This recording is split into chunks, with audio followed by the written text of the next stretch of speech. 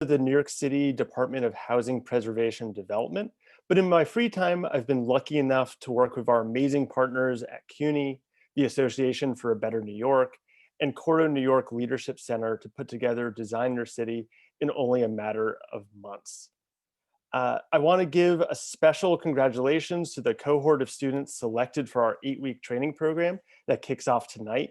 They're going to be learning everything from stakeholder engagement to urban design to digital mapping while working on creating urban interventions for their communities. However, as Caroline also mentioned, Design Your City is also going to be bringing you a number of exciting and engaging panels that are open to all CUNY students over the next few weeks. Tonight's panel features 3 leading New York City figures in the worlds of urban planning, neighborhood development, and economic development. And they are Melva Miller, who is the Chief Executive Officer of the Association for a Better New York, and who previously led the organization's Census 2020 initiative. Melva has also served as the Deputy Borough President of Queens and the Director of Economic Development for the Borough of Queens. Secondly, Commissioner Mitchell Silver is the head of the New York City Department of Parks and Recreation, a role he has held since 2014. Previously, Commissioner Silver served as the Chief Planning and Development Officer and previously the Planning Director for Raleigh, North Carolina. He's also held numerous roles in New York City government earlier in his career. And then lastly, Gregg Bishop is the Interim Executive Director of Coro New York Leadership Center and previously was the Commissioner of New York City Department of Small Business Services from 2015 until 2020. This past summer, he also briefly served as Senior Advisor to the Mayor for Small Business COVID-19 Recovery. So even just based on those intros, and as you'll learn over the next hour or so, we are very pleased to welcome these 3 luminaries to the first ever Design Your City panel. And so just a quick thank you to all their panelists. But to start us off, could each of you share a little bit more about your organization and your role? And I'm going to start with Melva and then go to the commissioner and then Gregg.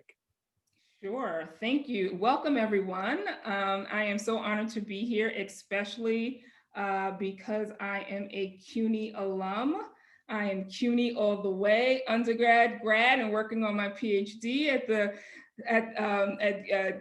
the Graduate Center. So I am excited to always give back, but particularly to the CUNY family. So thank you for having me. So I am a social worker by education, and I love to say that because people always ask me, how did I get into economic development or community development? And, my interest has really been as a social worker, how do I increase communities of geography, communities of interest, and increasing their capacity for social functioning, right? So, when you think of social workers, you think of caseworkers and people who deal with individual issues, but communities have issues.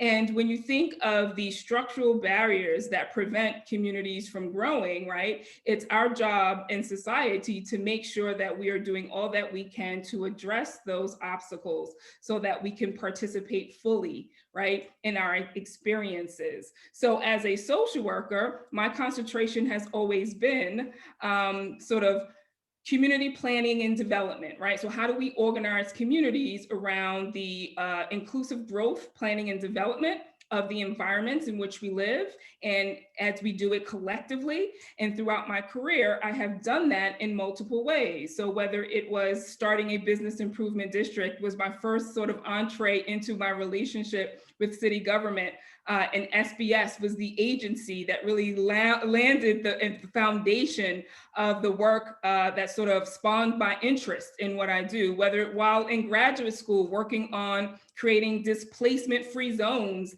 and anti-gentrification initiatives, really understanding the needs of communities, whether it was working at the Borough President's Office as Director of Economic Development in one of the most diverse places on the planet, right? I'm claiming it, not just the city, not just the nation, but the planet. And how do we identify the specific needs of individual communities, but also understand the common thread throughout their communities, again, for economic growth and revitalization of their own communities. And then at ABNY, at the Association for a Better New York, with a 50-year history of investment in this city, starting once first with a census campaign, right? Making sure that the most important public investment, federal funds, be distributed equitably, and making sure that we get our fair share based on simply who lives here, but coming up with a campaign to organize the city of New York and make sure that all the stakeholders are participating in the ways that are culturally competent to the constituencies. Again, sort of how our city grows inclusively. How do we organize communities so that we can deal with the structural obstacles? But in my current role as CEO of the Association for a Better New York, our organization was founded in the 70s out of a similar situation in which we find ourselves, right? A fiscal crisis. And in 1970, it was a bunch of leaders who were civically minded, came together and said, we want to do our part, right? That's the beauty of New York City, right? We have leaders who come together and they chip in all across the spectrum. And it came together and they said, we want to make sure that we could help the city sort of bounce back and have a economic recovery that sets the stage for generations to come. In 2020, we find ourselves in a similar situation, but it's a different city than it was in 1970, right? So again, this is where a social worker, right, an organizer, someone who understands the investment in communities are important in all communities, but must be done differently, can recognize that based on our legacy, right, we have a role to play, and our role may be different in 2020 than it was in 1970. So, the Association for a Better New York, like I said, is really an organization that has a history around these things. We're a nonprofit organization really dedicated to the continuous growth and renewal of the city. As times change, we have to make sure that we are investing in the city in a way that it continuously grows. And really the renewal of the people who live here, the communities in which the people live, and the businesses that support and help the city thrive. And we do this through convenings, we do this through mobilization, we do this through activation and partnerships, but it's really about sort of making sure that the city moves forward as a stimulus for the region, and bringing together both the public sector and the private sector and having those conversations and taking action to make sure that the city moves forward. So that's a little bit about sort of me, my background, the organization I run, and I look forward to talking more about how I got here a little later. Thank you. Commissioner? My name is Mitchell Silver, and want to talk. Well, first, I'm also a proud CUNY grad. I have an undergraduate degree from Pratt Institute for Architecture, and then I have a graduate degree in urban planning from Hunter College. So I too am a very proud CUNY grad. My journey was a little bit different. Always like to take a step back. Most people don't know, but I was a high school dropout and had to take a very difficult route to get a GED to get into college. It wasn't easy. But once I got there, I wanted to be there and I started to excel. Decided to take architecture, always fascinated about the built environment. But after I finished that degree, something bothered me that I didn't just want to focus on bricks and mortar. I wanted to be bigger, and I was introduced to a planning course at Pratt Institute and fell in love with the idea that we don't just plan buildings, but we plan places for people. And so throughout my career, my focus wasn't just planning for place, but planning for people, and looking at those spaces and places that really make people feel alive.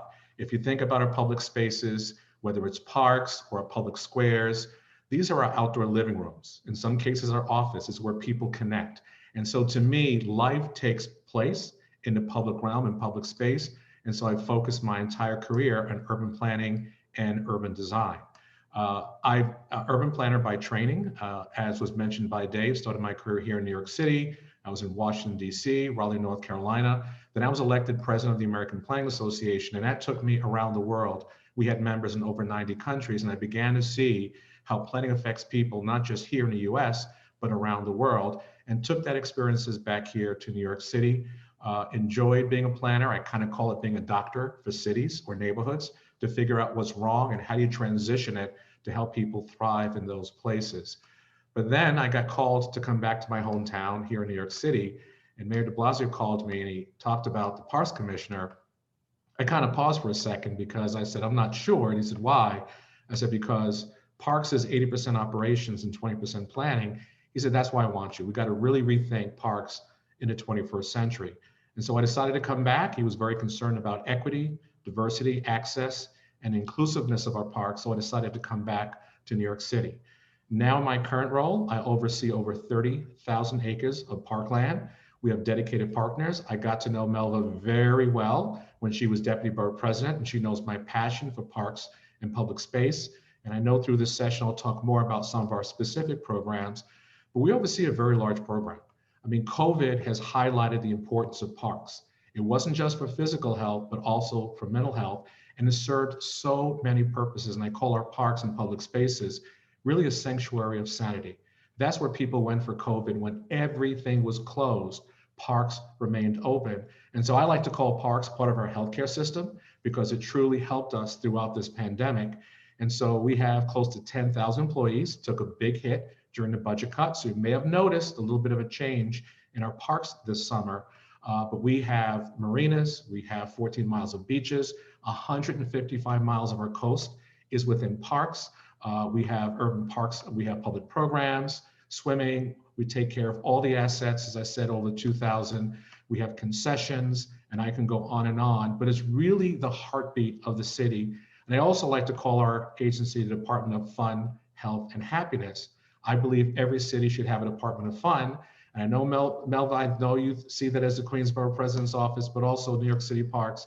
We want to make sure that we provide that outlet where people can feel joy in our city, where they can go and connect and relate and just relax. And so to me, I oversee a very, very important department that most people don't pay attention to, but in fact, we're now seeing it a vital part of our infrastructure, and COVID has elevated parks to a whole new level. So it's something I enjoy right now. We're now looking to the future about how we can create more access to parks, more equity to parks, how we can design them differently. I've now completed with my staff over 750 projects under this mayor's tenure. And you'll now see a change because we're very focused on issues of climate change, on placemaking, on equity, on access, just to show people that our parks and our public spaces are so vital to the livability of our city. And we particularly paid attention to those underserved communities. Some did not have access to public space during COVID. So we looked to our streets and sidewalks to make sure that people had better connection and access to those public spaces. So as an urban planner, I think I was well positioned to be a parks commissioner. I think I'm the first urban planner. I don't know if we can consider Robert Moses urban planner. By the way, that was his office behind that door. But I had the privilege of correcting a lot of his mistakes, of making sure those neighborhoods and places that got neglected are now opened up, breaking down the barriers and not building up highways. And so it's a privilege to serve as Parks Commissioner. This is my last year, so we have a big punch list to get together to make sure we accomplish everything we can. And I do want to say it was also a pleasure to work with my colleague, Gregg Bishop on SBS. Great partner, always try to collaborate how we could do great things. Through his business side, he understood the importance of making sure our small businesses and MWBEs make our communities and neighborhoods thrive. So it's such a pleasure to be on this panel with him, and I look forward to your questions. Thank you so much, Commissioner. And then I think that's a great introduction for Gregg. I know, Mitch, I'll drop off a check in a second for you. But good evening, everyone. And it's such a pleasure to be here. I feel like I need to tell my story. I'm CUNY adjacent. So I did not graduate from a CUNY college. I actually, Mitch, I did not know that story about you, but I was actually I was a college dropout. So I started, after I went to high school, I went to New York City Tech for a year, went to Brooklyn College for 2 years, got caught up with this thing called the web, and taught myself how to code in the computer labs at Brooklyn College, and got a job at Vibe magazine, and that was it, and never looked back until I was 27, and then I decided to go back to college. But I do teach at Baruch all about municipal government, so it's good to see everyone here, and I'm so delighted. Thank you for inviting me to be on the panel. So currently I'm the interim executive director of Coro Leadership New York Center, and literally Coro, our job is to create civically engaged individuals, leaders in the city. It's so fitting that we're having this conversation at this moment, because recently I actually sent an email to our entire cohort, our entire alumni community about this moment. And when I say this moment in our politics, Coro was founded in the early 1940s.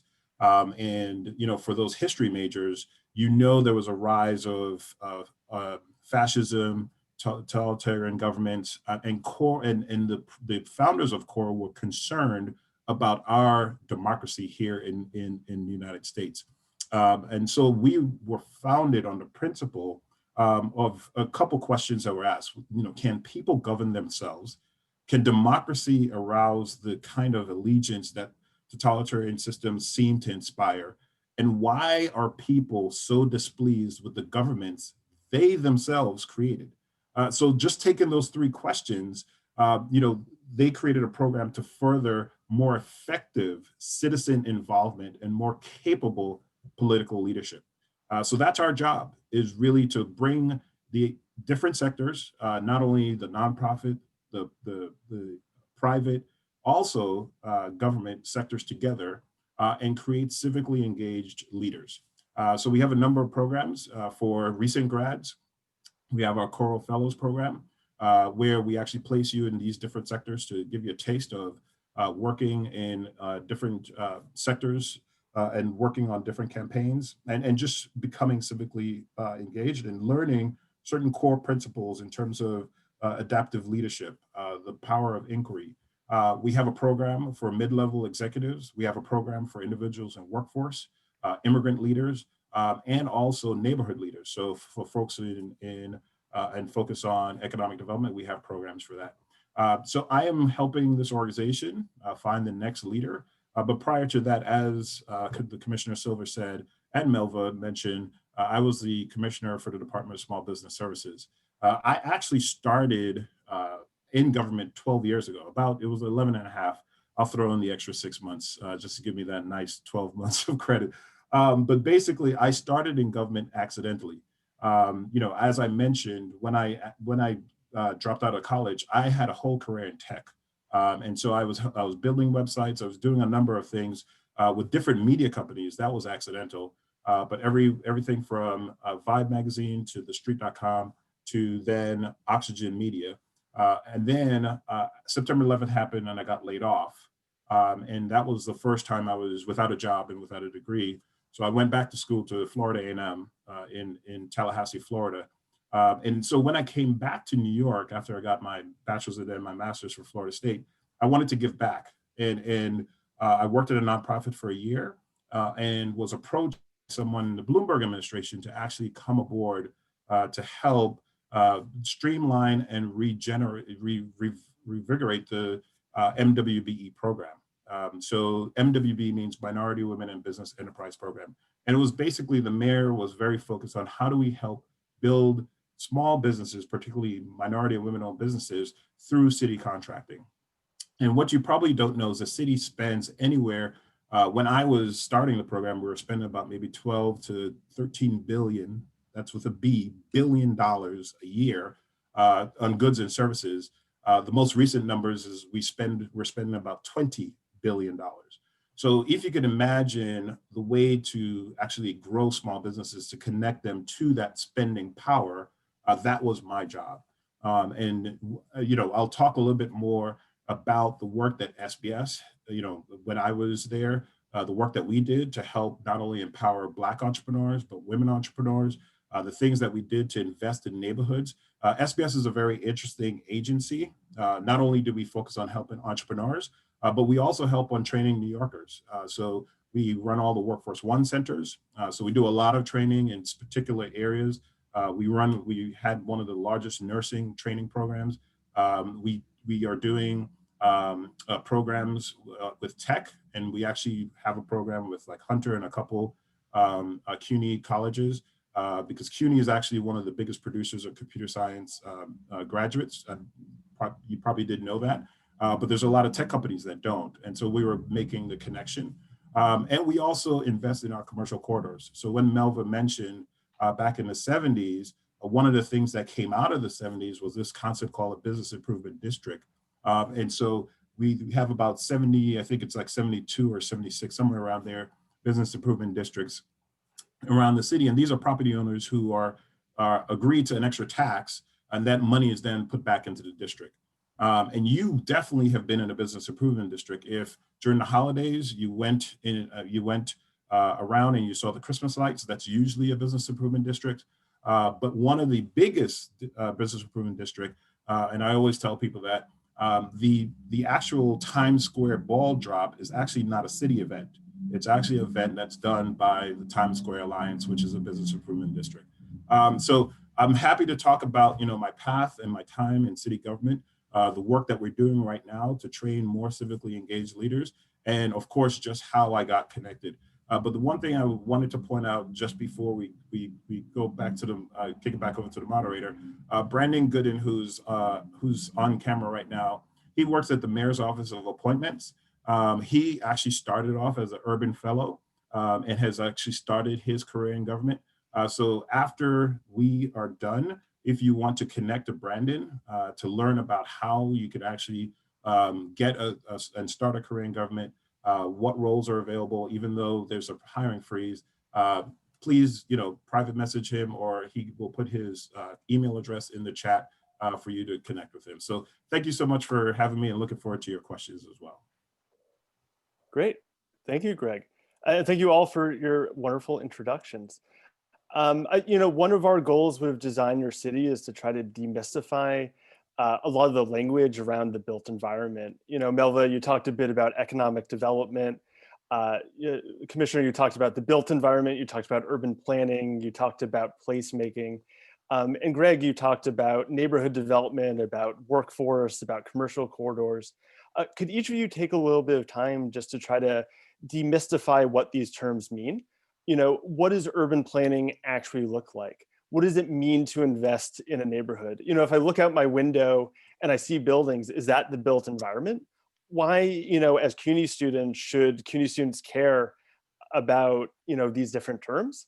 And kind of what do these different professions actually look like? What's it mean to be an urban planner or a neighborhood economic person or something like that? I guess I'll go back to Melva to start us. Sure, ladies first, right? So yeah, it's really very interesting when we listen to these terms and don't really understand what they mean. And a lot of times it can be very ambiguous. Terms are used and thrown around a lot. And even if you look at the scholarship, sometimes these terms have different definitions depending on context. I really want to say, my experience in the world of economic development has really been an evolution for me, and sort of the things that I care about and what it means to me more personally and deeply.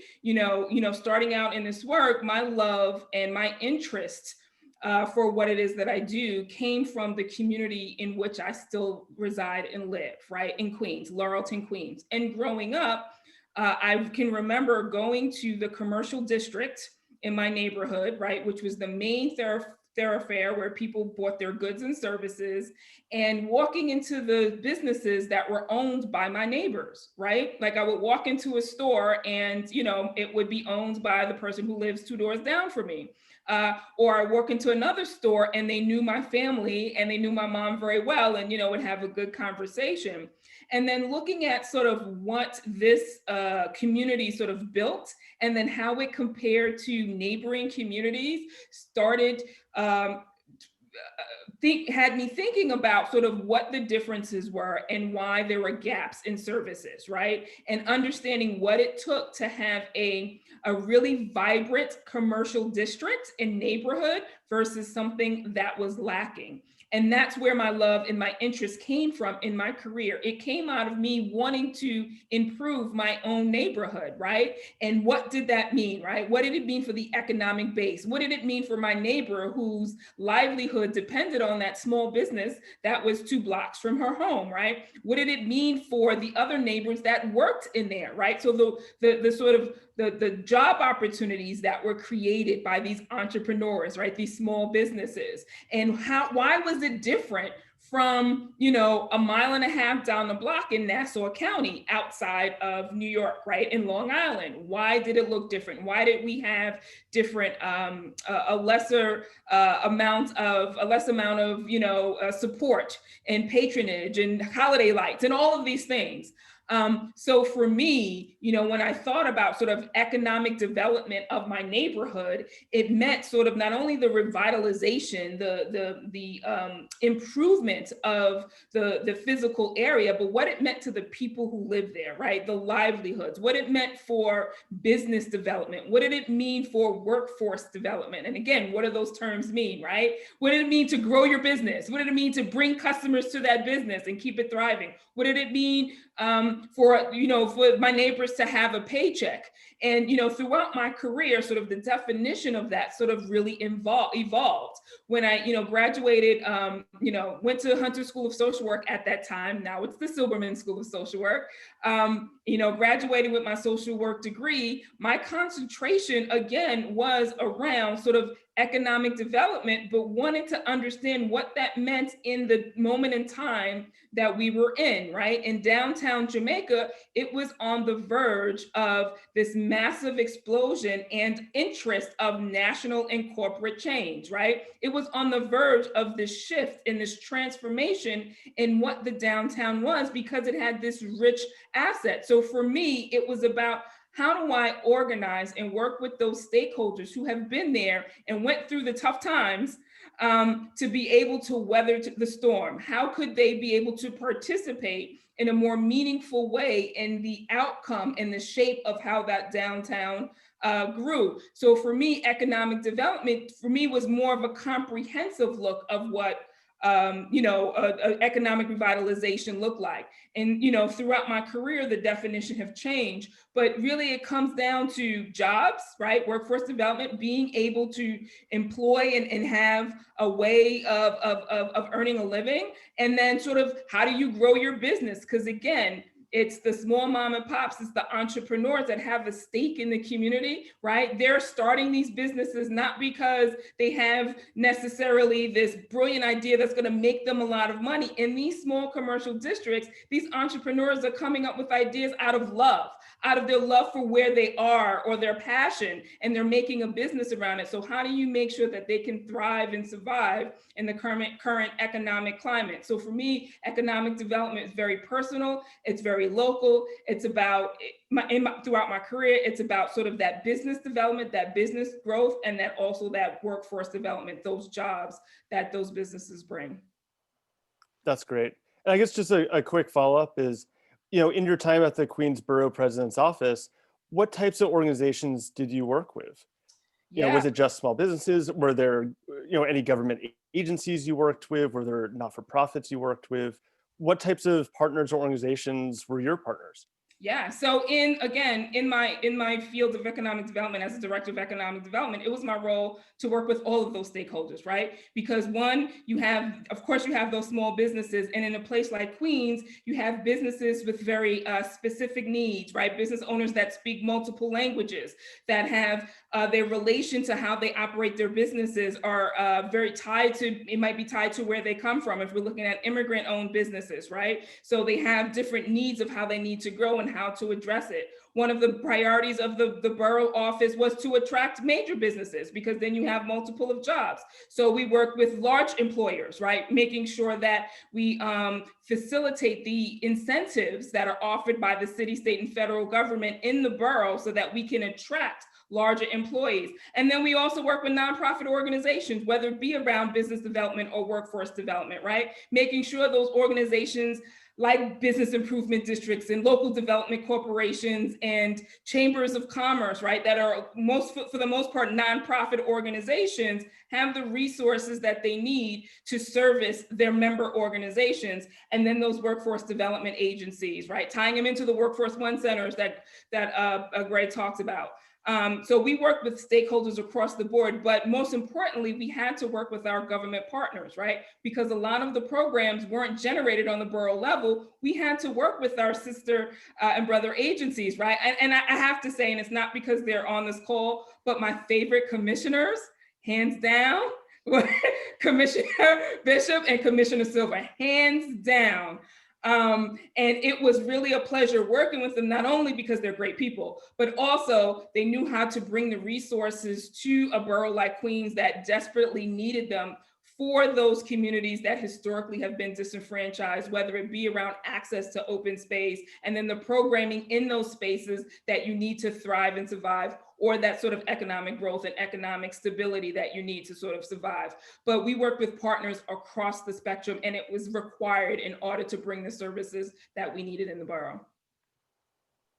That's great. Thank you. And then Commissioner, we have the economic development lands for Melva. What's that urban planning and urban design? What does that actually mean in practice? Well, I'm going to geek out here for a second. And I do teach, I took a leave. I taught a number of universities, including Hunter, Brooklyn College, Harvard, NC State. So I'm going to separate urban planning into long-term and then short-term, and then I'll close with urban design. So when you think about a city, I think Sim City, if you know the game Sim City, that's probably the best example of what urban planning is. The profession came about around 1917. People were leaving the farmland and coming to cities, and cities were rapidly growing, and we didn't plan for it. It just happened. And we had like 1 million people, and just a small part of Lower East Side, it was just, 100,000 people Lower East Side. And as a result of lack of planning, people were dying because of lack of sanitation, poor roads, congested housing. And so the profession emerged to really have an organized way of how people can reside in cities. But if you look long-term, there are trends that we see coming. Your population is growing. Where are they going to live? Where are they going to go to school? Where are they going to shop? How are they going to take public transportation? What about sanitation? Sewage treatment plant? What about waste? What about hospitals? All that is thought about because you're either a growing city, which has huge challenges, or you're a shrinking city like Detroit and Cleveland and St. Louis that has a different set of problems because now they have all these buildings, they don't have the tax base, they don't have the jobs, and they have to pay for that infrastructure. So it's looking long-term. Here's case in point. New York City is expected to grow by 740,000 residents by 2040. Now, this is a dense city, not enough land. Where are they going to go? That's roughly about 300,000 new housing units. Now, everybody in the city is saying no density, gentrification, don't build, but we have a problem. We're going to grow by 740,000 residents by 2040, and they need jobs and housing, and they need schools, and they need parks. Planning is looking long-term to figure out how we're going to handle that growth, not just the amount of people, but everything that comes along with it. Now, a lot of people just say no. When you say no to something, you say yes to something else, and that's chaos. And so you have to be able to think very carefully, if this is how we're going to grow, how we're going to plan for it. So that's the long-term planning. Because if you look at a city, there's an anatomy to a city. Underground, there are pipes and there are waters. You want water, you want to make sure you flush a toilet, it goes somewhere. You have to have those sites to accommodate it. If you want people to get from one place to the other, you have to look at your transportation network. That has to be planned. If you're growing, there'll be a number of school children. You have to make sure you have schools to accommodate them. So all that is involved in planning is looking at the long term and making sure, public, we got your back. We know what's coming and we're planning for it. So that's the long-term part of planning. The short term is more hyper-local. We have communities that are underserved, that have poor housing, have poor quality services, and you're more strategic on the now. How are you going to deal with those issues? You know, now in terms of mobility, I think the bicycle network is one of the best examples. People, either they're afraid to go to take public transportation due to COVID, or because they don't believe in contributing to climate change, they prefer to ride a bike. That now you're looking very now and strategic on how do you now insert a new network that people aren't used to. And if you've noticed in New York City over the past 20 years, the bicycle network has exploded. So that's current planning now. But we also have to deal with this whole desire to create housing, but how do we protect against homelessness? How do we make sure there's affordable housing as we build all these new housing units? So that's more the now planning. And so you have to be able to navigate between both. So planning is really looking at long-term, making sure as you build the infrastructure, the parks, everything else goes along with it. But then the now is making sure there are places that need interventions Because if you're going to grow in its limited sites, something's going to be torn down to go more vertical. When it goes vertical, people get concerned. They may be displaced because now it's introducing a new dynamic to the community. So planning tries to equalize that so that no one really gets displaced and that we figure out how to plan it now properly so we don't create any harm. Urban design is really designing public space. It's public spaces, it's how wide the street should be, how wide the sidewalk should be, what should the park edge look like, what should public spaces look like. I have to give credit to Jeanette City Khan. She started this whole movement of really rethinking the purpose of a street. I believe in that philosophy as well. We have something called Parks Without Borders. I don't know why we have this distinction between a park and a sidewalk. Umstead, the famous landscape architect who designed Central Park, felt there should be no distinction between the public realm, the sidewalk, and a park. In fact, he said the sidewalk is the outer park. It is a public space. And so urban design is really looking at all that space between buildings and figuring out how to design it. What should the street wall be? What's the height? Park Avenue has one height. You go to Park Slope, it has another height. All that is part of urban design, the form of the buildings, what the sidewalk should look like, how many trees, what's the texture, what should the space be, and you start to design it. And so all these things really wrap up in what we call urban design, placemaking. That's creating a space, a place, because people want to go there to experience something much more enjoyable. What I'm excited about, COVID is forcing everyone across the planet to rethink the use of the public space. It belongs to the public, not to cars for parking. It belongs to the public. So streets, sidewalks, we now want to return it to the public for better use. And so this is an exciting time right now in urban design, and definitely check out what they're doing in Barcelona. They are taking the world by storm. They're taking key intersections throughout their downtown, and they're giving streets back to people, not to cars, to people, because we're running out of space. You can't create new parks everywhere, but you certainly could take a street, a sidewalk, and create a new public space that people can enjoy.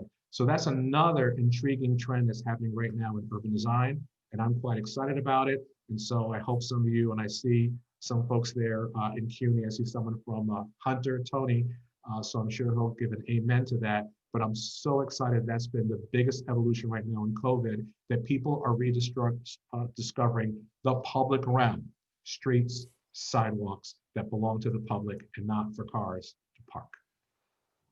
Thank you for that answer. I think you've convinced everyone on this panel to come work for you if you're hiring. But where else do urban planners and urban designers work? Is it just in government? Can you work in a private Public firm, at a sector, not-for-profit? private sector, international, NGOs. Because of our training, we understand how cities work, and a lot of public speaking, a lot of meetings. And so you find urban planners all over the place, both in public sector and private sector, but also you find them all over the world. So and even the Parks Commissioner. While I'm in the public space, my urban planning training has helped me to rethink the use of parks and public space. Our Parks Without Borders, if you don't know what we're doing, we're taking down fences and we're lowering fences. We're breaking walls. We just put a new opening, first one since the 1940s in Prospect Park on Flatbush Avenue. We did one in Queens. We're doing one in almost every borough, where we want to make sure we create a more seamless public realm so people can enjoy the public space and not seen behind these high bars. So that's all very exciting, but you find urban planners and urban designers everywhere. And that's something which I really would encourage people to pursue that degree, because it's very adaptable to a number of different settings. And we have a lot also in nonprofit work as well, because they may be in the affordable housing space or something else, but it's a very, very transferable career, and it served me well. And like I said, I never thought I'd be Parks Commissioner, but I'm enjoying bringing a new lens to parks and public space. Awesome. Thank you. So Gregg, help us kind of round out this picture here. What is neighborhood development? What is small business development? What is workforce development? So, and this is a perfect panel. It's like a all-star. And one of the things I will say is that, government is so efficient when government can work with partners. And Melva, Commissioner Silver, we all actually enjoy each other, but we also enjoy working with each other. So that's why you're seeing the sort of you love that you're seeing on stage right now, because not only do we enjoy our jobs, but we also like to be with each other. So therefore, we're able to actually accomplish a lot. So, as Commissioner Silver talked about, and by the way, SimCity was one of my favorite games growing up. I used to leave my computer on to make sure that like the city was built up. But when you have neighborhoods, think about your neighborhood now, and think about, when that person, because as Commissioner Silver talked about, planning in New York City, so that a particular neighborhood is zoned for a particular type of building. And so the city says, okay, we're going to have density in this particular area. We're not going to have density in this particular area. So now a person who actually wants to build in an area that has, say they're allowed to build a mixed use building. Well, they need to have ground floor retail. And then so the question now becomes, well, how do you actually now fill that retail space with something that the neighborhood needs? So when we talk about neighborhood development, we're talking about connecting the needs of the neighborhood with whatever the built environment, what the built environment has, and working together with community partners to ensure that the neighborhood and whatever and the built environment has the services, the stores, the supermarkets, the dry cleaner, the whatever it is that's reflective of what the neighborhood needs. So in neighborhood development, we do a lot of actually grants. So one of the things that a lot of people don't know is that as we're talking about government, in many different agencies, you have different funding streams. So for neighborhood development at SBS, there's actually a lot of funding that comes from, guess where? HUD, which is the Urban Development Federal Agency. So HUD actually has a funding stream called Community Development Block Grants, so CBDG. So CDBG. So literally, I know it's Community Development Block Grants. So literally, those funding is aligned with what we look at with census tracts. So LMI, low to moderate income areas, and it's the federal government way of investing in low to moderate income areas. So a lot of that money comes into SBS, and SBS actually awards those dollars to community partners. And those community partners, they do great things like 100 Gates in the Lower East Side. There was a whole, marrying, arts with commercial revitalization. They do things, community partners do things like, helping commercial corridors with, as I mentioned, lights during the holidays, or doing special events to attract individuals to that particular commercial corridor. So that's sort of like what happens with neighborhood development. Workforce development is when these stores, businesses need employees. One of the biggest challenges for a small business is actually finding the right people. So workforce development is all about how do we ensure that New York City has a workforce that has the skills that, as Commissioner Silva talked about, the long-term planning.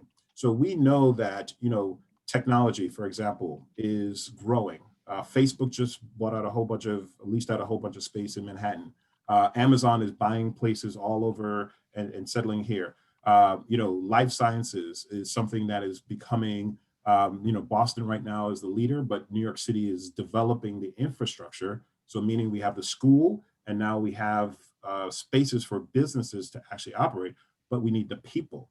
So SBS runs training programs to ensure that the people have the skills that the businesses need. So that's the work that we do in workforce development, which it requires us. A good example of this was our tech, the work that we did with technology. As I mentioned, CUNY has the most computer science graduates. They produce the most computer science graduates, but the tech companies weren't hiring from CUNY schools. So we literally went to the tech company and said, what's happening? And they told us that there are certain skills that the students are missing. So then we went to the schools and we went to the presidents and said, well, can you do this? And they said, well, we need money. And so we were able to connect CUNY to over $20 million in funding to help build the skill sets of individuals who are in computer science. So instead of learning COBOL, right, they're learning like Ruby on Rails, or they're learning Python, because those are the new languages that the tech companies need. So that's how you marry workforce with the commercial activity that's happening. So when you think about the work that SBS does, and we have, and I will tell you this for all the students here, no matter what your major is, everything from communications to operations to urban planning. I've hired a number of urban planners in our neighborhood development group, even social workers, because when you think about workforce development, you have to also provide services for individuals who may not be able to take time off to learn a new skill. So you have to be able to supplement whatever it is that they need to give them that time to actually learn that skill. So we are sort of like, if you think of us as an economic engine, when you think of economic development, safety, parks, right, recreation, educate schools, but then you have SBS, right? Because we are the ones that I always do the analogy of you plow the field, you plant the seeds, but SBS is the one that actually puts the water every single day to make sure that the plants grow. I like that answer. So we're going to get to questions from the audience in a minute. I'm going to ask one last question here. So next week's panel is actually about the role of racial and climate change and other equity issues and how it's affected the growth of New York City. And I think it's pretty safe to say that New York City has developed, at least historically, in a relatively inequitable way. So I'm going to ask each of you to highlight a project that you're especially proud of, but that focuses more on kind of the intersection of your profession and equity work in New York City. I'm going to go backwards. I'm going to start with Gregg this time to save Melva, give her more time to think. Well, I think, one of the projects that I started, and I started late in my tenure as commissioner, was BNYC. So it's Black Entrepreneurs for New York City. I've have a number of years working with minority and women-owned businesses. And as I mentioned, the city had a very aggressive goal in terms of connecting our purchasing to minority and women-owned businesses.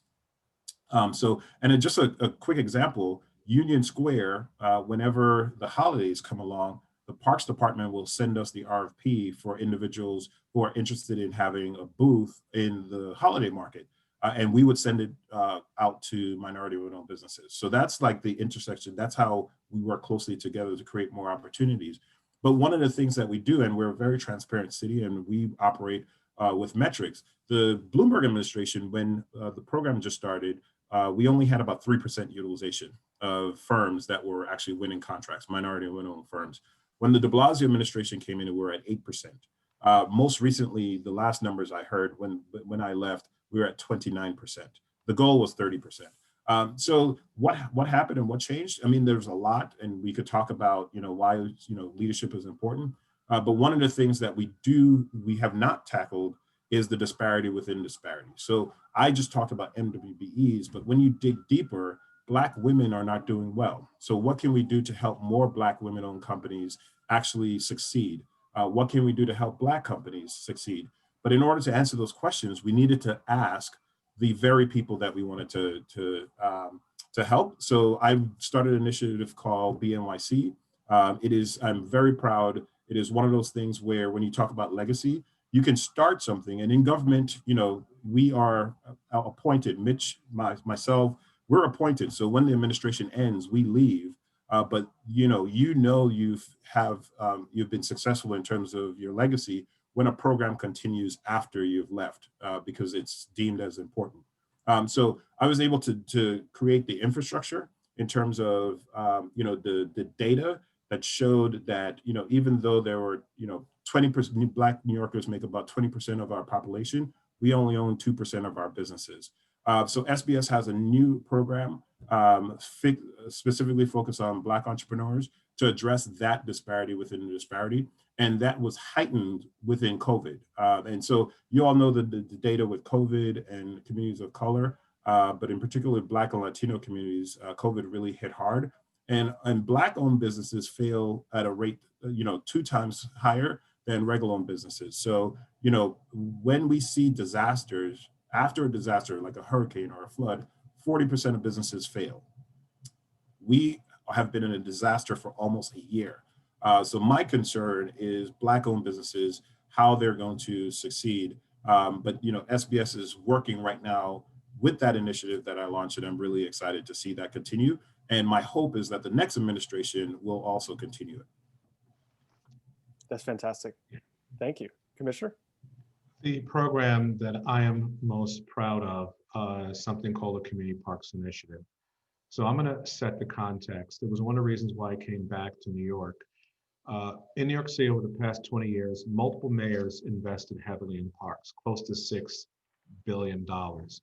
So when I came on board, I wanted to find out how equitable that we've been. And when I use the word equity, to me, that means fairness. Have we been fair on how we spent that $6 billion over 20 years? We did an analysis and we found out of all the parks that we invested in New York City, how many received little to no investment. And of that $6 billion, there were over 200 parks that saw little to no investment. That was tragic. That was sad. While these neighborhoods, residents saw all these other parks getting all this money, that's from kindergarten to college, their local parks saw no change. And so the mayor and I said that is not fair and it has to change. To his credit, he dedicated over $300 million to transform 67 of those 200 parks. And so far we've completed about 52. And Melva was there for some of those ribbon cuttings. I have to tell you how impactful it was, because it wasn't just painting it up. It was scraping it from the ground, and I can share the list of those parks and playgrounds so you can see yourselves. And I have to tell you that to me was tragic, that they could not go to a local park, because we know this is where, whether you're 8 or 80, you go to this local space to connect, to get healthy, to exercise, to sit under the shade of a tree. And we're able to change that, 52 so far of 67. And to me, that was remarkable, because every neighborhood deserves a quality park. And now these are state-of-the-art parks. They're beautiful, they're gorgeous. We're ripping up the asphalt to make them now a green oasis. And for me, it was a privilege that we were able to do this program. And I'm going to share one story, because as one, I'm very emotional about this program, because I think it was tragic that they got left behind. Those parks were hiding in plain sight. For 20 years, they were neglected. And to be part of that effort to change it, to me, is rewarding. There was one playground we opened up in Brooklyn. It was your typical asphalt playground with a horrible play equipment. And I remember on opening day, we were going to cut a ribbon. And there was a little boy, he was Latinx, about 8 years old. He would not come into that park on opening day. And I couldn't understand why. A new track, a synthetic field, new play equipment, new benches, everything was brand new. He would not go into that park. And I asked one of my staff members to go to that little boy, he was with his father, and to ask him why he wouldn't go into that park. And you know what his response was? He didn't want to go in because he didn't know how much it would cost to go into that park. It was that nice that he saw nothing like that before in his neighborhood. That broke my heart, that he thought that it was so nice, it had to cost him something. So by changing the equation of creating these public spaces that are beautiful or nice, I know that little boy, because the minute he came in, he was running around that track, his father was taking pictures, that the neighborhood's going to change because, they're saying, wait a minute, what's happening here? Another case in Staten Island, we just opened it up. We now renamed it Maggie Howard Playground. It was named Stapleton Playground. There was a gentleman over 6 foot tall, heavy, Black man came up to me and he says, excuse me for a second. I'm confused. What are you doing here? I thought nobody cared, because his entire life he lived next to Stapleton Playground. It never changed. No investment. So this program is near and dear to my heart, because I know giving access to public space will make people healthier.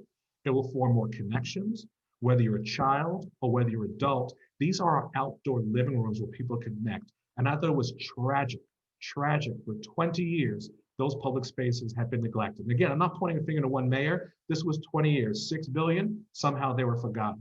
So I want to make sure we bring those public spaces where people can express joy, celebration, get healthy. And the Community Parks Initiative is one I'm most proud of. And like Gregg, I'm hoping and pushing that this becomes a regular program that the next mayor will carry on, because it is that powerful. Every year, about 20 to 25 parks fall into a state of disrepair in our city, and I'm hoping this program will change that in the future. That's fantastic. Thank you for that. Okay, Melva, close us out. Sure. So, when Gregg talked about sort of your legacy, right, when you leave, I can say, one of the projects that I am most proud of is a project, and I'm sure both Mitchell and Gregg are probably tired of hearing this because they were part of this, was work that I did when I was Deputy Borough President at the Queens Borough President's Office around the revitalization of downtown Jamaica. And we called it the Jamaica Now Action Plan. So at the beginning of the de Blasio administration, it was also the beginning of a new borough president's administration. There was an opportunity to make significant investment, pick a project and make significant investment in a community in our borough. And I partnered with one of my colleagues at EDC to really figure out which neighborhood had the most potential, looking at the assets, looking at the opportunities, but also looking at the obstacles and sort of the historical neglect and where there could be some opportunity for investment and growth, both from the public sector and then the private sector. And we identified downtown Jamaica with its rich assets of not only sort of the workforce that exists in the area, but the infrastructure and transportation to there, the institutions that live there, and then the severe need. So we sort of devised this sort of stakeholder-driven grassroots initiative to not only come up with a plan, right? Because Commissioner Mitchell Silva talked about sort of the long-term planning. It's great to plan, but a community like Jamaica is tired of plans. There were probably at that time 4 different plans on the shelf for revitalizing downtown Jamaica. So it was not only sort of looking at those plans, but also understanding sort of the needs and the express needs of the community at the time to come up with a more timely plan, but also to implement it. So we came up with an action plan that activated the stakeholders across the board in Jamaica, looking at the nonprofit organizations, our government partners, looking at private sector and the businesses, looking at the residents who live there. And we kicked off this initiative with a convening of about 400 people to talk about the needs and the opportunities in downtown Jamaica. And we looked at, topics such as housing. We looked at youth, community, and education. We looked at small businesses and workforce development. We looked at anchor institutions, specifically the connection between education and hospital, the health and the eds and meds concept. We looked at public space, transportation, and infrastructure, the built environment, right, that Commissioner Silva talked about. And we also looked at commercial development. And we knew we had something when we had community activists in the same room with, at the time, the president of the New York City Economic Development Corporation, having a discussion about the needs of the community. And from that discussion, we were able to start to draft an actionable plan to be implemented by the public and private sector. And I can say that is that was my most proud moment at that time at the Borough President's Office, because not only did we get stakeholders together in the same rooms of different levels talking about these issues, we came out with a tangible product that grew into a 16-point plan that was invested in by the city. The Department of SBS made significant financial commitment to it. The Parks Department made significant investment to it, all based on the express needs of the community of students, residents, people who work there, people who live there, right? All of the sort of stakeholders put this plan together. And from that $1.5 million investment, we leveraged, almost $2 billion in private investment from that, based on the express need. In addition to making that come to fruition, the next big thing that came out of this was a community-based oversight committee to make sure that the project was implemented in the vein it was intended to. It wasn't about beating up the city or beating up the public partners. It was about looking to make sure that what we intended these individual 16 projects to do actually did that. And if it didn't, let's reshape it. Let's talk about it. Let's revisit it. Maybe we can alter the project so that the outcome still fits the needs. And that Jamaica Now Leadership Council, that we called it, that was co-chaired by community stakeholders, lasted for 5 years throughout the duration of the implementation of those projects. And for me, that epitomized sort of my drive and my passion for community and economic development in a place like downtown Jamaica, where it had so much potential, but was lacking sort of the pointed interest and the resources and the care for so many years. And I mean, I could talk about others, but that's probably my crown jewel proud moment in my career. That's great. Thank you for sharing that. So we're going to turn to questions from the audience. In order to get through as many of these as possible, I'm just going to ask the panelists to keep their answers to 3 minutes or less, if that's humanly possible. We're going to see. Gregg, I know you already answered this one, but I think it is an interesting question.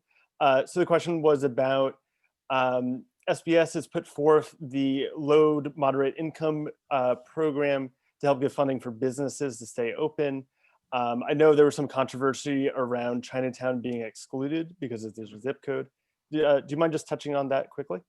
Sure. And so just to be clear, I was no longer the commissioner when that program was created. So it's not your fault. But I've had my share of this is the thing about public service. You know, especially the city of New York, we have like 8.3 million people. And so you're going to create programs or policies. Not everyone is going to be happy about, or it may not actually, not everyone will be eligible for. I struggled with this in actually neighborhood development because HUD has specific guidelines in terms of where you can make investments. So there were neighborhoods that wanted our funding, organizations in those neighborhoods that we couldn't fund because they were not in a low to moderate income area. And that is defined by the census tracts. So that's why here's the whole circle. That's why it's so important for everyone to complete the census, because that's where the funding formulas are created. So this is the trifecta of why, like, when we say the census is important, it is. So the issue with Chinatown, let me not say Chinatown, the issue with that zip code is that it includes Becca and Soho. And so it skews the actual income for the rest of the neighborhood. So that's a challenge SBS has, is that particular program, because those dollars are earmarked only for LMI census tracts, they cannot use that money for the businesses in that area. What that translates to in terms of the public perception is exactly what you're hearing. SBS created a program for, for low to moderate income communities and excluded one of what is the perception is the low to moderate income area, which is Chinatown. They didn't do it intentionally. It's just the sort of like the back end. I had to deal with it with Hurricane Sandy.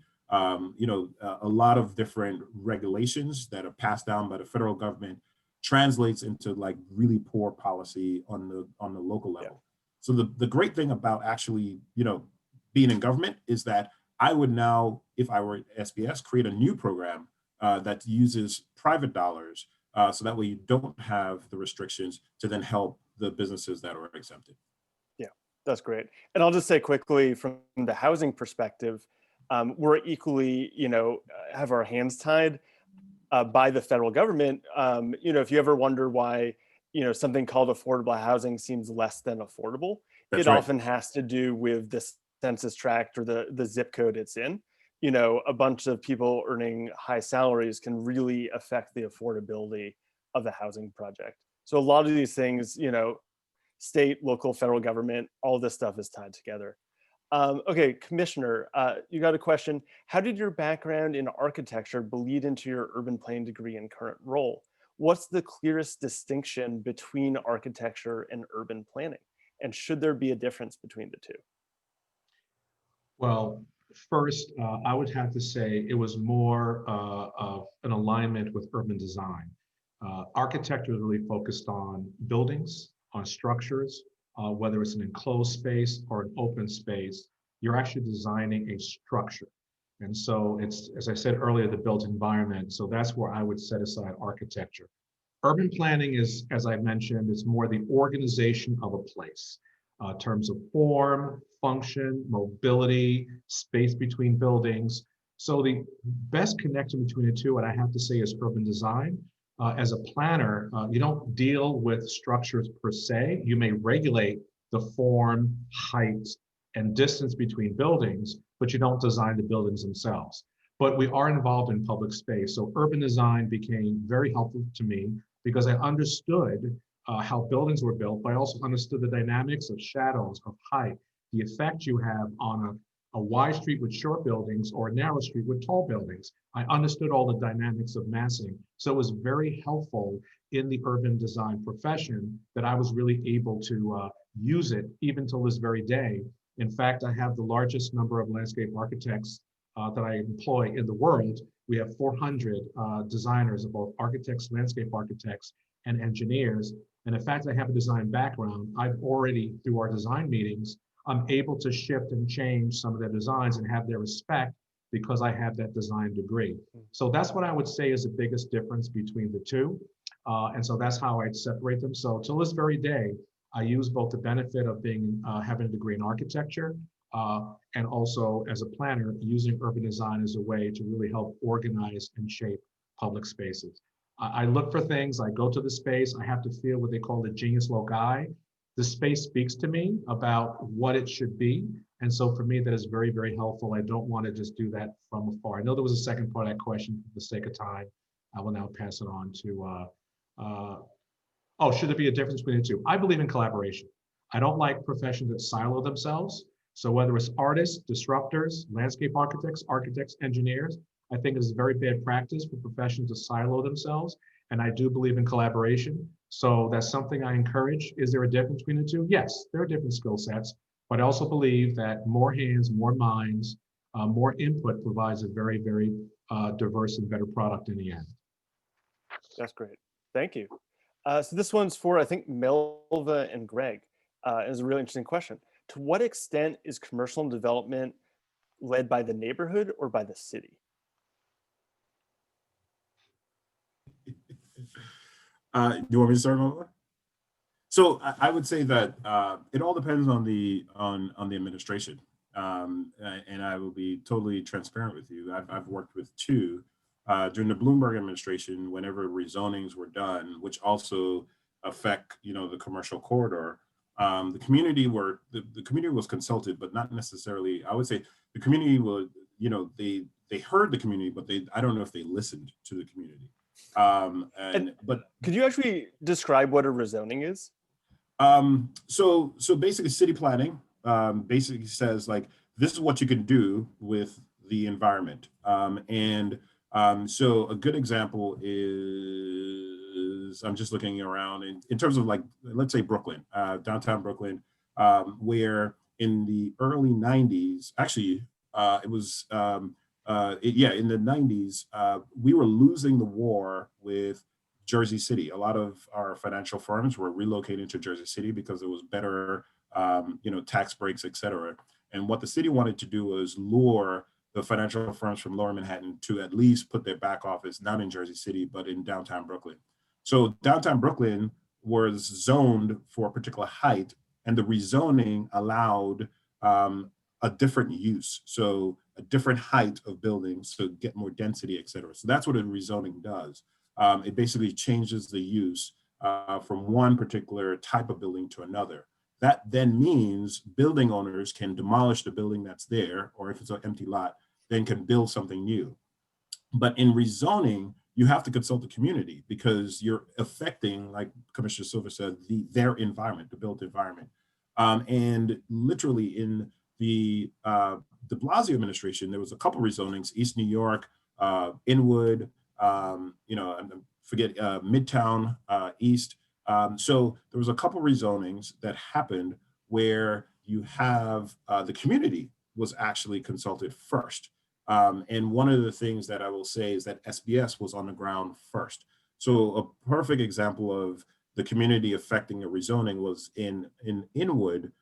We were on the ground on where it's called the Commercial U on Dyckman.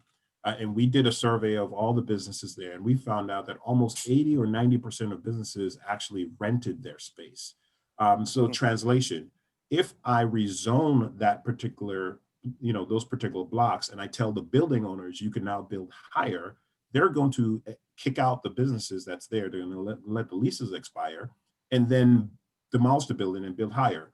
Displacement. So we knew that there was going to be a high rate of displacement because of the fact all these businesses were renting. So part of the inward rezoning, they actually removed that commercial U because they knew that if they rezoned that particular area, most of the small businesses would be rezoned.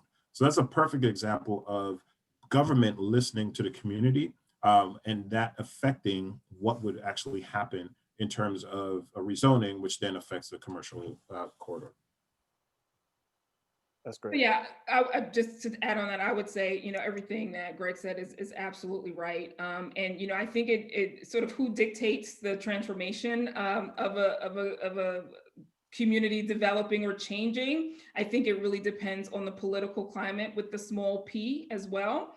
Because if we look at more recent events, we can see how projects that have been proposed can be shaped or not happen because of the political climate and the political will, as well as the community's will to do so.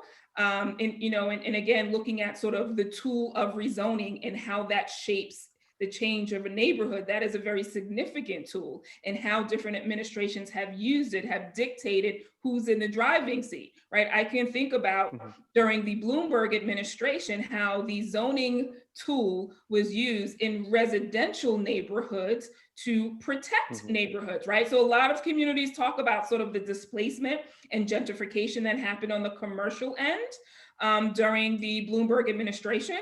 But what also happened in a place like Queens, that there were dozens of residential rezonings that protected characters of neighborhoods, of residential neighborhoods. And a lot of those rezonings were actually initiated by neighborhood groups who cared about protecting, right? That either the current rezoning, again, that tool that dictates how you can build or how you can grow a neighborhood was out of date. So you saw a single family home next to a multi-family dwelling that was being constructed because the zoning allowed it. So communities wanted to protect the character of their neighborhoods and initiated private rezoning applications with city planning, right? Which is the city agency that sort of oversees this process. So these private applications were protecting neighborhoods. And also, it started to sort of catch on with city planning, where we protected tons and tons of residential neighborhoods.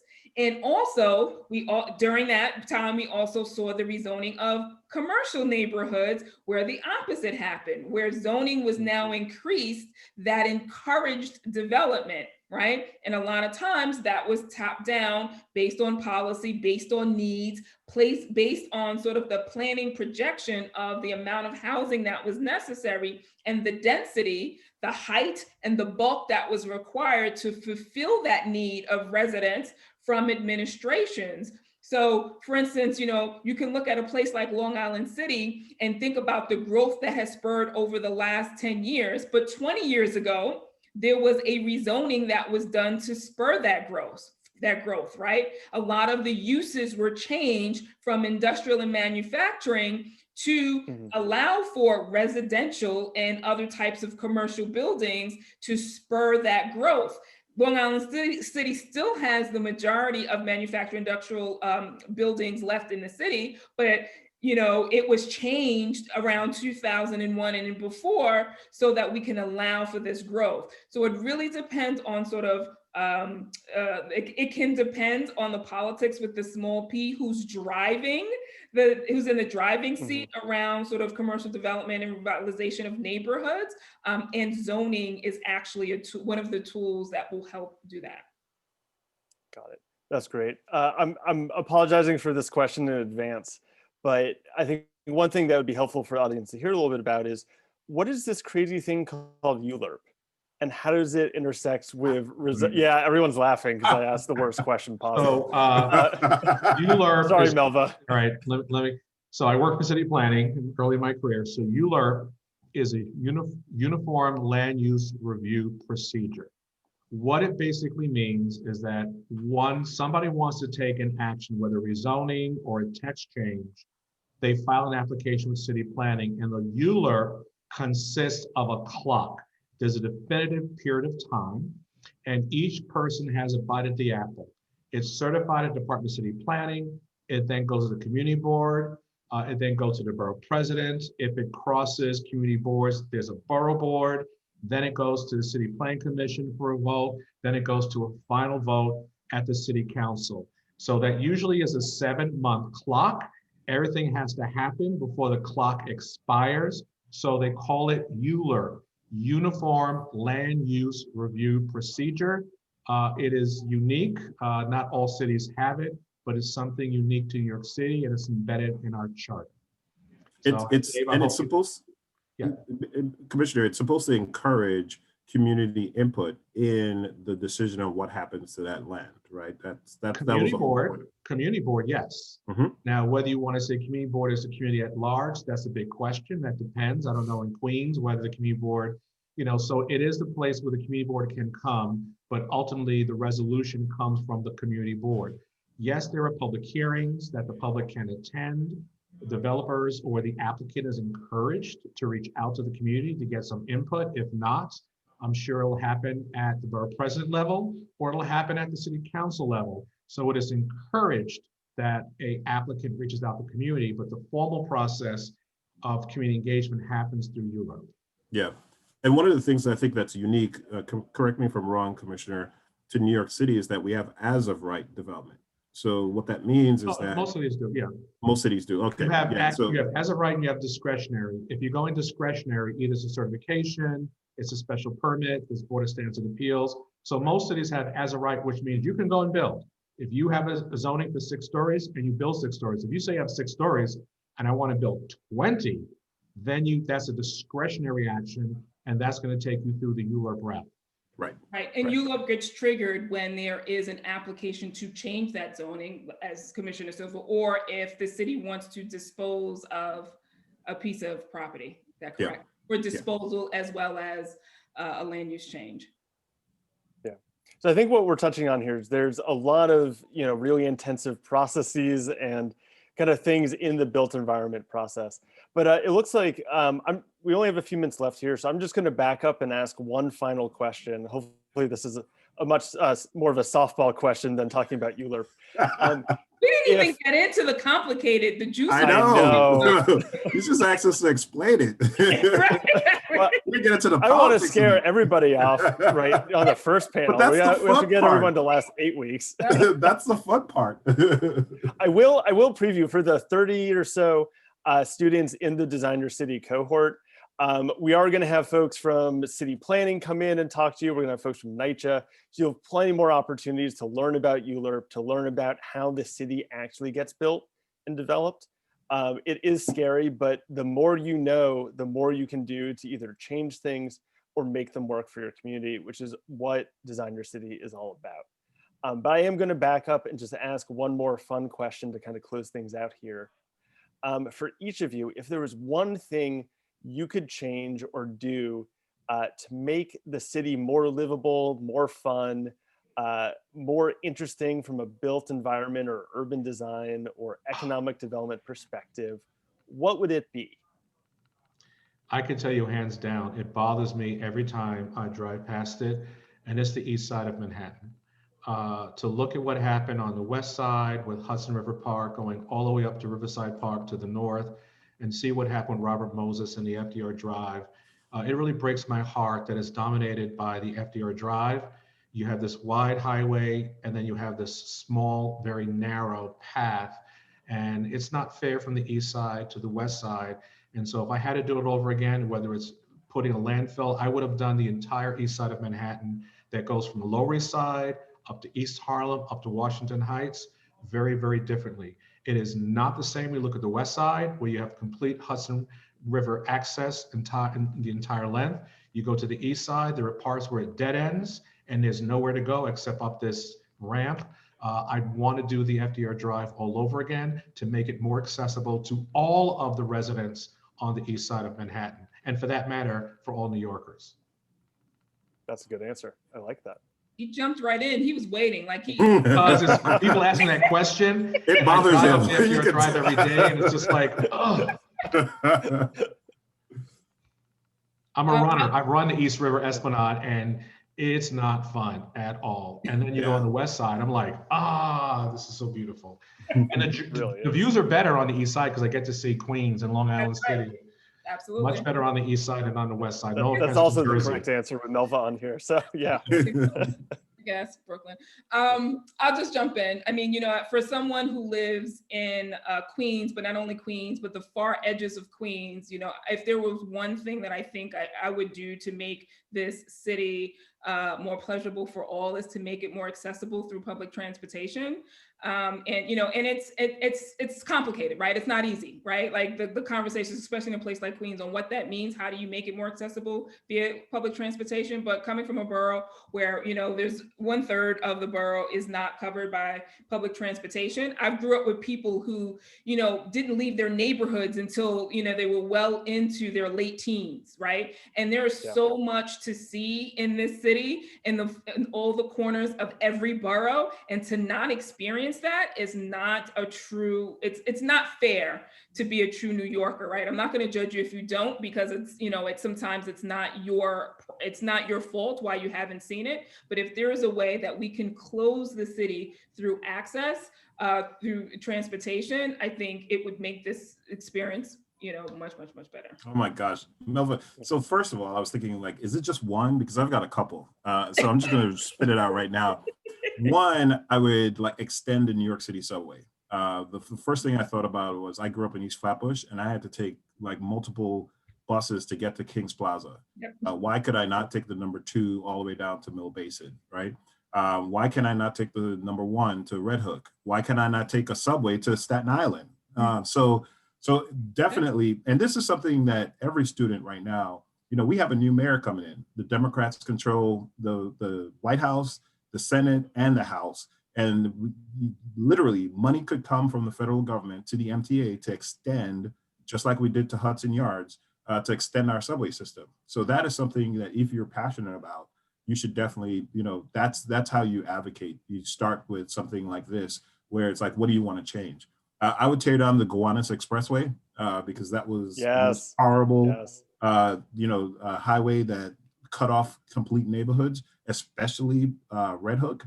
So those are the 2 immediate things that I thought about. And then the last thing I would say is that I would shut down some streets. New York City is a very old city, and we are trying to program our streets to be all things for all people, and we just can't.